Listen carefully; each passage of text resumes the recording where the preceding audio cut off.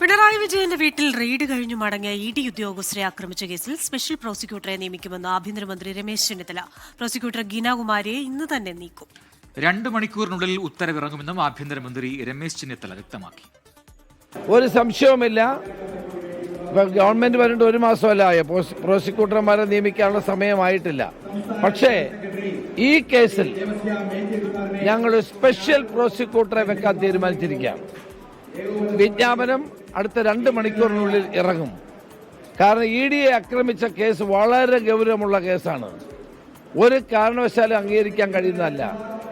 ആ പ്രതികൾക്ക് ജാമ്യം കിട്ടാൻ വേണ്ടി ഒത്തുകളിച്ച പ്രോസിക്യൂട്ടറെ എങ്ങനെ തലസ്ഥാനത്തുനിന്ന് മാറ്റാമെന്നുള്ളത് ഞങ്ങൾ ആലോചിക്കുകയാണ്. അവർക്ക് പകരം ഒരു സ്പെഷ്യൽ പ്രോസിക്യൂട്ടറെ വെച്ച് കേസ് നടത്താൻ ഡയറക്ടർ ജനറൽ ഓഫ് പ്രോസിക്യൂഷനും AGയും നിർദ്ദേശിച്ചിരിക്കുകയാണ്. ആ നിർദ്ദേശത്തിന്റെ അടിസ്ഥാനത്തിൽ പുതിയ സ്പെഷ്യൽ പ്രോസിക്യൂട്ടറെ ഇന്ന് തന്നെ നിയോഗിക്കും. നാളെ കേസിന് ഹാജരാകും.